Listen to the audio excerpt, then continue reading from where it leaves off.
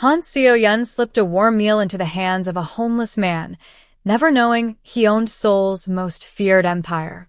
Kang Tae-jun stared at the paper container resting against his worn coat, steam curling through the cold night air, while the neon signs above the Seoul sidewalk flickered red and blue across his unshaven face. He could have bought the entire restaurant where the meal came from without checking the price. Instead, he sat beneath a cracked concrete awning, wearing a faded gray jacket, scuffed sneakers, and a knitted cap pulled low over his eyes. To everyone passing by, he was just another homeless man trying to survive the night. But beneath the loose clothes was Kang Tae-jun, the 34-year-old head of one of South Korea's most powerful criminal organizations, a man whose name could make businessmen lower their voices and rivals disappear from the city overnight. Tonight, none of that mattered. He had deliberately left his black sedan, expensive watch, tailored suit, and security detail behind. He wanted to know one thing no amount of money had ever answered for him: whether a woman could care about Kang Tae-jun when there was nothing impressive left to see. Then Seo-yeon had stopped. She was carrying a small canvas tote against her hip, the fabric softened from years of use, and the sleeves of her inexpensive beige coat were damp from the evening mist. She looked at him for only a second before opening the paper bag in her hands. The smell of warm rice, grilled beef, and sesame oil drifted into the cold air. "You should eat this," she said. Tae-jun glanced at the food, then at her. "What about you?" Seo-yeon gave a small shrug. "I already ate." It was a lie. Tae-jun noticed the faint crease in her stomach when she tightened the belt of her coat. He also noticed the empty plastic water bottle sticking from her tote and the tired shoes she had clearly walked in for hours. "You're hungry," he said. She smiled, almost embarrassed that he had noticed. "A little." The paper container was still warm against his fingers. He could have handed it back. Instead, he watched her turn away. "Wait." Seo-yeon stopped. Tae-jun lifted the container.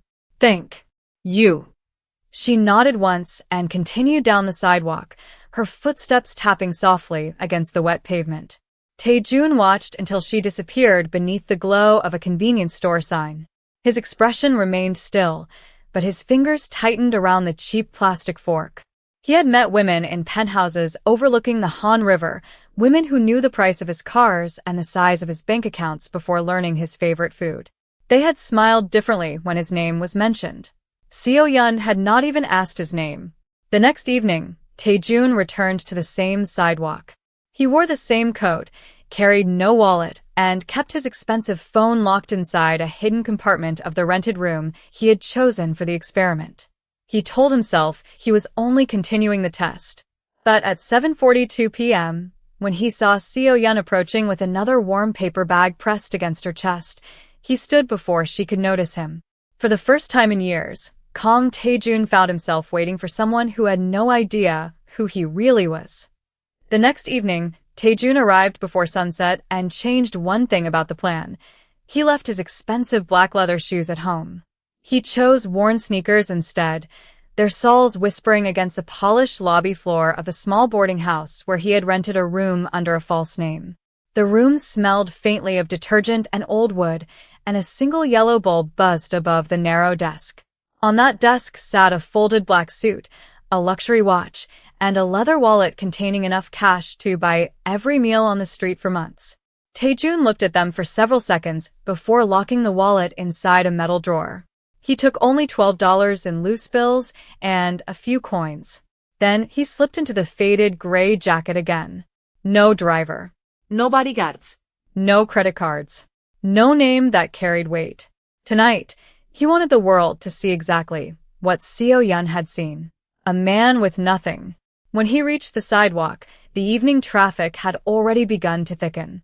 Buses hissed at the curb, headlights sliding across wet asphalt, while the smell of roasted chestnuts drifted from a nearby cart.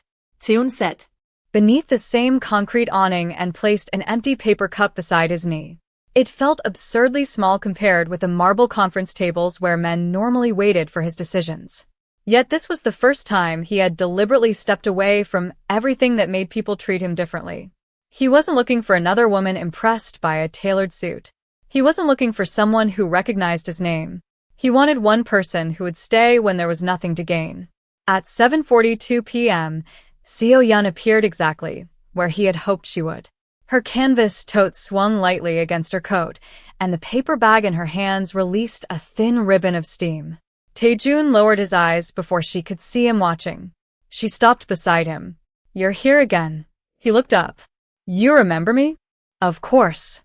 She crouched, the rough concrete pressing against the knees of her coat. "You didn't eat yesterday, did you?" Tae-jun glanced a little bit. "I did." "Then why did you look at me like that?" Her question caught him off guard. He almost smiled. "Almost. Like what?" "Like you were trying to decide whether you could trust me." The traffic noise seemed to recede behind the low hum of the streetlights. Tae-jun reached for the food, but stopped halfway. "Would you trust someone like me?" Seo-yeon studied his worn jacket, cracked sneakers, and rough hands. Then she opened the bag. "I don't know you well enough to trust you." She handed him the meal. "But I know you're hungry." Tae-jun accepted it. The warmth seeped through the thin paper into his palms. "Why do you keep helping me?" She stood and adjusted the strap of her tote. "Because tomorrow it could be me sitting here." Then she walked away. Tae-jun watched her disappear into the crowd, the red glow of a crosswalk signal reflecting across the wet pavement. His phone vibrated inside his pocket. For the first time that evening, the screen showed the life he had abandoned for this experiment. Dozens of messages, urgent meetings, people waiting for orders. He switched the phone off. Then he made a decision that could not be undone. He would stay away from his real life for 30 days, live on the street as Kang Tae-jun the stranger, and give Seo-yeon every chance to walk away. For the next 7 days, Tae-jun stopped trying to impress Han Seo-yeon and started giving her reasons to walk away. He moved his sleeping spot 2 blocks closer to the subway entrance, where the concrete steps were rough beneath his palms and the metallic screech of arriving trains shook the air every few minutes. His $12 became a strict limit. No restaurant meals. No taxis. No hidden cash. If he wanted coffee, he had to count coins. If he wanted warmth, he had to find it without calling anyone. It was the first time in his adult life that every small purchase required a decision. Seo-yeon noticed. She noticed everything. On the 4th evening, she arrived carrying a thermos and found him rubbing his hands together beneath the awning. The smell of ginger tea escaped when she unscrewed the lid. "Here." She placed it beside him. "It's too hot to drink right away." Tae-jun looked at the stainless steel thermos. "You bought this for me?" No. "I made it for myself." She sat on the edge of the step, the damp stone darkening the hem of her coat. "I don't like sharing cups with strangers." Tae-jun almost left. "So, I'm still a stranger?" "Very much." She pushed the thermos toward him anyway. The answer should have made the experiment easier. Instead, it made him want to know her more. Over the next few days, Tae-jun began testing the one thing money had never allowed him to test honestly, whether Seo-yeon treated him differently when there was nothing he could give her. One afternoon, he deliberately placed a $10 bill beside the paper cup. When Seo-yeon arrived, she picked it up, looked at him, and held it out. "You dropped this. Keep it." "Why?" "Because I want you to have it." She shook her head. "Then give it to the woman at the corner who sells vegetables. She needs it more than I do." Tae-jun stared at the bill in her hand. "You don't want money?"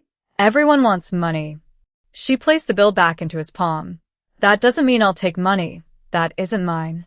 The next morning, he left a new pair of sneakers beside his sleeping place. They were inexpensive but clean. And warm. When Seo-yeon saw them, she immediately knew he had done it. "Those are yours." "Someone gave them to me." "Someone? A stranger." She looked at him for several seconds, then carried the shoes to a nearby donation bin. Tae-jun followed. "Why did you do that?" "Because if you need shoes, I'll help you find a shelter that provides them." She turned toward him. "But if you're testing whether I'll accept gifts, you can stop." His eyes narrowed slightly. She had caught him without knowing the truth. "I'm not testing you." "Good." She picked up her tote. "Because people aren't experiments." Then she walked away. Tae-jun remained beside the donation bin, the fluorescent light above him buzzing against the silence. For the first time, his carefully designed plan had been turned against him. He had wanted to discover what Seo-yeon would do when she believed he had nothing. Now she had forced him to confront a different question. What would he do when she refused to be bought? The following evening, he made a decision.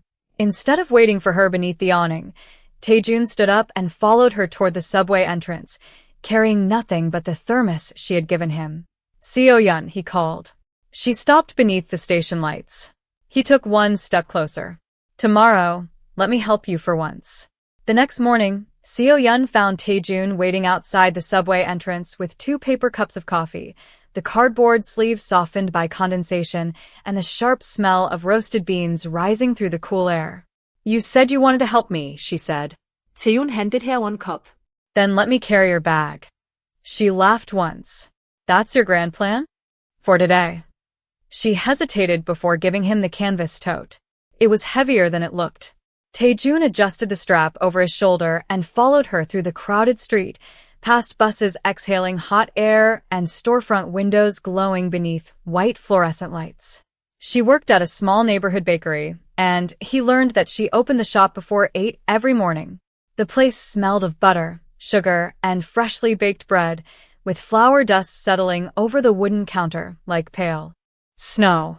Tae-jun spent the morning stacking boxes, wiping tables, and carrying trays from the kitchen. He did not complain when the cardboard cut into his fingers or when the warm ovens made sweat gather beneath his faded jacket. Seo-yeon watched him struggle with a flour sack before stepping closer. You don't have to prove anything. I'm not. You are. She took the sack from him. You keep acting like accepting help is some kind of defeat. Tae-jun looked to her. Maybe I'm learning. Then learn this. She pointed toward the bakery door. Dignity isn't carrying everything alone. The sentence stayed between them while the bell above the door chimed. Later that afternoon, a well-dressed customer dropped a few coins onto the counter without looking at Seo-yeon. You people should be grateful for whatever you get, the woman said, brushing flour from her expensive sleeve. Seo-yeon quietly pushed the coins back across the counter. Please don't leave money for service you didn't receive.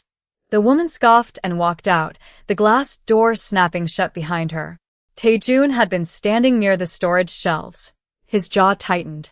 Every instinct told him to step forward, reveal his name, and make one phone call that would ensure no one ever spoke to Seo-yeon that way again.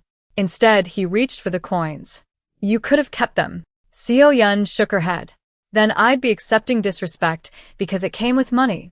She returned to arranging bread beneath the warm display lights. Tae-jun looked at her hands, dusted with flour, then at the cheap wooden counter worn smooth from years of use. He had spent his entire life believing money could solve almost anything. Yet this woman kept showing him something his wealth had never taught him. Some things became worthless the moment they were purchased. That evening, after closing, Seo-yeon locked the bakery and found Tae-jun sitting on the curb with his thermos between his hands. The street smelled of rain and coffee grounds, and headlights swept over the wet sidewalk in long white bands. You worked all day, she said. You should rest. Tae-jun stood. You too. She looked at him for a moment. Why are you doing this? He knew she meant more than carrying boxes. More than the coffee. More than showing up every morning. He could have lied again. Instead, he lowered his eyes and gave her the first honest answer he had offered since the experiment began. Because I want to know if someone could choose me without knowing what I have. Seo-yeon went completely still. Then she stepped closer, holding his gaze. Then stop trying to prove you're worth choosing. She reached into her tote and pulled out a spare wool scarf. Just be yourself. Tae-jun accepted it, the fabric warm from her bag. For the first time, the rules of his experiment changed. He was no longer testing her. He was beginning to wonder whether she was testing him. For the first time since their strange arrangement began, Tae-jun did not wait outside the bakery the following morning. Seo-yeon noticed the empty curb before she noticed anything else. The street was already awake, buses groaning past the intersection, bakery lights glowing warm against the pale glass, and the sharp scent of yeast drifting through the open delivery door. She checked the time on her phone. 7:18 a.m. Then 7:31. At 7:45, she finally picked up her canvas tote and walked toward the subway, telling herself she had no reason to care where the homeless man had gone. But 3 blocks away, Tae-jun was standing inside a quiet cafe, staring through a window at the street while wearing the same faded jacket and the wool scarf Seo-yeon had given him. He had spent the morning making a choice that was harder than any business decision he had ever faced. He could no longer keep pretending that the experiment was harmless. Every time she smiled at him, every time she handed him food without asking for anything back, the distance between the man she knew and the man he really was became harder to defend. So he decided to do something different. He would invite her into his world without revealing the part of it she wasn't ready to understand. When Seo-yeon entered the cafe that afternoon, Tae-jun was waiting at a small wooden table near the window. The smell of fresh coffee hung beneath the warm amber lamps, and rain tapped softly against the glass. "You disappeared," she said. "I needed to think." "About what?" He pushed a cup toward her. "About whether I should ask you to trust me." Seo-yeon sat down but didn't touch the coffee. "You barely tell me anything." "I know. You don't even tell me where you sleep." Tae-jun looked down at his hands. "Would you come somewhere with me tonight?" Her eyes narrowed. "Where?" "Somewhere I used to belong." The words came slowly. "I want you to see it." She studied him for several seconds, then stood. "If this is another test, I'm leaving." Tae-jun rose with her. "It's not." They walked together through the rain toward a quiet residential street lined with stone walls and trimmed trees. Tae-jun led her to a small apartment building, not the guarded penthouse where his real life waited, but a modest unit he had rented under his false identity. Inside, the heater clicked softly, and the room smelled of instant noodles and laundry detergent. There was almost nothing there: a narrow bed, a second-hand table, 2 cups, and a cheap coat hanging from a plastic hook. Seo-yeon looked around. "This is where you live." "Yes." She touched the edge of the table. "You don't have much." No, Seon watched his hair carefully. He expected pity. Instead, she rolled up her sleeves and opened the tiny kitchen cabinet. "Then we're making dinner." He blinked. "What?" "You invited me into your home." She held up a packet of noodles. "I'm not leaving you hungry." 20 minutes later, steam clouded the kitchen window while the smell of garlic and broth filled the tiny room. They sat across from each other at the cheap table, eating from mismatched bowls. No marble. No cristal. No security guards. Just 2 people sharing dinner. Tae-jun set down his chopsticks. "Seo-yeon." She looked up. "There's something I need to tell you." His phone suddenly vibrated inside his coat. Once. Twice. Then again. He reached into his pocket and saw the name displayed on the screen, the first message from his real world in 30 days. "Come home, Chairman Kang. They know you're gone." The phone kept vibrating against the wooden table, its harsh buzz cutting through the quiet kitchen while steam curled from the bowls between Tae-jun and Seo-yeon. He turned the screen face down. "You said you needed to tell me something," she said. Tae-jun reached for his chopsticks, but his hand stopped halfway. Ido.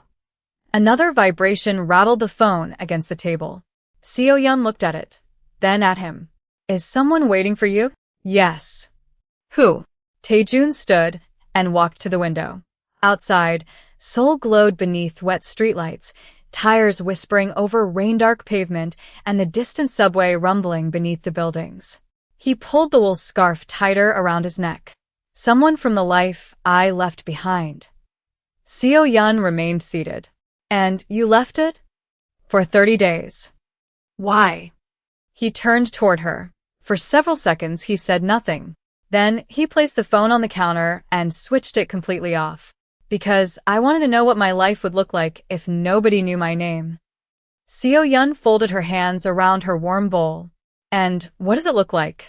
Tae-jun glanced at the tiny apartment, the chipped table, the second-hand kettle, the scarf around his neck. "Different." She looked down. "Better?" "More honest." The next morning, Tae-jun woke before sunrise and found Seo-yeon already outside the bakery. The metal shutter groaned upward, releasing the smell of butter and fresh bread into the narrow street. She was struggling with 2 heavy boxes, their cardboard edges digging into her sleeves. Tae-jun crossed the sidewalk and took one without asking. "You don't have to," she said. "I know." He carried it inside. For the next hour, they worked without much conversation. Flour floated through the golden light near the ovens, and the wooden floor creaked beneath their footsteps. Then Seo-yeon placed 2 cups of coffee on the counter. "You keep saying you want to be honest," she said. "Then answer one question." Tae-jun looked up. "What? Are you really homeless?" His fingers tightened around the paper cup. She didn't accuse him. She simply waited. He could tell her everything. The truth was already pressing against his teeth. But if he revealed his identity now, the entire reason he had come to her would disappear. "I have nowhere I can call home," he said. Carefully. Seo-yeon studied him, then nodded. "That's not the same answer." "No, but it's the answer you're ready to give." She walked back toward the ovens. Tae-jun watched her go, then reached into his pocket and felt the small brass key to his real penthouse. He had carried it for weeks without using it. That afternoon, he finally took it out and placed it on the counter. "Seo-yeon." She turned. "If I show you where I came from, you may never look at me the same way again." She stared at the key, then at him. "Then don't show me." Her answer landed harder than any accusation. "If you want me to know you," she continued, "let me know the man standing in front of me first." Tae-jun slowly closed his hand around the key. Before he could answer, a black sedan stopped across the street, its polished body reflecting the bakery lights. The rear door opened, and a man in a dark suit stepped onto the sidewalk. He looked directly at Tae-jun. "Chairman Kang," he said quietly. Seo-yeon froze. Tae-jun did not move. The man lowered his head. "Your 30 days are over." The bakery fell silent after the stranger said, "Chairman Kang," with only the refrigerator humming behind the counter and rain ticking against the front window. Seo-yeon looked from the man in the dark suit to Tae-jun, then at the faded jacket she had watched him wear for weeks. Tae-jun stepped forward. "Go back to the car." The man lowered his voice. "Chairman, we need you now." I said go. The man hesitated, then bowed and returned across the street. Seo-yeon remained behind the counter, one hand resting on a flour-dusted towel. "Chairman," she asked. Tae-jun removed the wool scarf she had given him and placed it carefully beside the coffee cups. "Seo-yeon, I can explain." "Then explain." He opened his mouth, but before the first word came, the bakery door slammed against the wall. A delivery cart outside had rolled loose on the wet sidewalk, striking the glass entrance hard enough to send a sharp crack through the lower pane. Seo-yeon stepped backward. Tae-jun immediately moved between her and the door, one arm raised to shield her from the falling glass. The cart clattered away, wheels spinning, against the pavement. Nothing serious had happened, but Tae-jun's reaction had been instant, controlled, and completely unlike the helpless man she thought she knew. He checked her hands, her face, then the broken pane. "Are you hurt?" "No," she stared at him. "How did you do that so fast?" Tae-jun lowered his arm. "Habit." The man in the dark suit appeared again, this time holding a clean umbrella over his head. "Chairman Kang, please. We don't have time." Tae-jun turned sharply. "Not here." The man glanced toward Seo-yeon. "Then she should come with us." "No," the answer was immediate. Tae-jun stepped closer to Seo-yeon, his voice dropping. "You stay here." She pulled her coat from the chair. "I'm coming." "Seo-yeon, you said you wanted me to know you." She looked directly into his eyes. "I'm not going to learn who you are from someone else." The street outside glistened beneath white headlights, and the black sedan waited at the curb with its engine quietly running. Tae-jun opened the rear door. Seo-yeon stopped beside it. "Where are we going?" "Somewhere safe. You're home." He paused. "Yes." She studied the expensive car, the dark leather interior, the man waiting respectfully several feet away. Every detail contradicted the life Tae-jun had shown her. She climbed inside anyway. The drive through Seoul was quiet. Neon signs slid across the windows, red and gold reflections moving over Seo-yeon's face. Tae-jun sat beside her, no longer looking like a homeless man beneath the dim interior lights. His posture had changed. His voice had changed. Even the way the driver addressed him had changed. When the car stopped before a tall private residence surrounded by stone walls and iron gates, Seo-yeon looked up at the building. It was nothing like the tiny apartment where they had shared noodles. Tae-jun stepped out first. A line of employees stood beneath the entrance lights and bowed as he approached. "Welcome back, Chairman Kang." Seo-yeon remained inside the car, her hand still wrapped around the scarf he had left beside her earlier. Tae-jun turned toward her. For the first time, there was nowhere left to hide. "Seo-yeon," he said quietly, "this is the life I was trying to escape." She opened the door and stepped onto the stone driveway. "Then show me everything." Seo-yeon stepped through the iron gates and stopped beneath a chandelier bright enough to turn the polished marble floor silver, while the faint scent of cedar and expensive cologne filled the entrance hall. Tae-jun stood several feet away, no longer wearing the faded gray jacket that had sheltered him beneath the subway awning. A dark suit fitted his shoulders perfectly, a silver watch rested against his wrist, and two silent employees waited near the staircase with their heads lowered. She looked at him, then at the house surrounding him. "So this is Kang Tae-jun." He didn't answer immediately. Instead, he removed his watch and placed it on a console table. Then he loosened his tie. "Yes." Seo-yeon walked farther inside. Her shoes clicked against the marble, each sound swallowed by the enormous room. "How long were you planning to keep pretending?" "I don't know." "You knew exactly what you were doing." Tae-jun nodded once. "Yes." She turned toward him. "You let me think you had nothing. I wanted to know whether you would stay when you thought I had nothing." Her eyes hardened. "That wasn't your decision to make for me." Tae-jun lowered his gaze. "You're right." She walked toward a tall window overlooking Seoul, where thousands of lights shimmered beyond the glass. "You could have told me. If I told you, everything would change. It changed anyway." Tae-jun moved closer, but stopped before reaching her. "I never wanted you to fall in love with money. And you thought lying to me was better?" "No," his voice dropped. "I thought hiding from my money was the only way to find out whether someone could love me." Seo-yeon turned sharply. "You didn't just hide money. You created a version of yourself and asked me to trust him." The room went quiet except for the soft ticking of a clock somewhere beyond the hall. Tae-jun reached into his jacket and removed the brass key he had carried since the beginning of the experiment. He placed it on the marble between them. "Then take this." Seo-yeon stared at it. "What is it?" "The key to everything I own." She didn't touch it. Why? "Because I don't want you to think I am hiding anything anymore." "That's not enough." Tae-jun looked ahead. "Tell me what is." She stepped closer. "Stop testing me." He nodded. "I will." "Stop deciding what I should know." Another nod. "I will." "And if I walk away?" Tae-jun's hand slowly closed around the edge of the console. "Then I let you." Seo-yeon watched him for several seconds. The man standing before her had the power to control rooms with a glance, yet he was waiting for her answer, without moving closer. She finally picked up the brass key and placed it back in his hand. "Keep it." Tae-jun looked down. "I don't want your money, your house, or your name." She stepped toward the door. "If you want me, come find me as Tae-jun. Not Chairman Kang. Not the homeless man. Just Tae-jun." He looked up. "Seo-yeon." She stopped without turning. "Tomorrow morning," she said, "if you still want a chance, come to the bakery alone."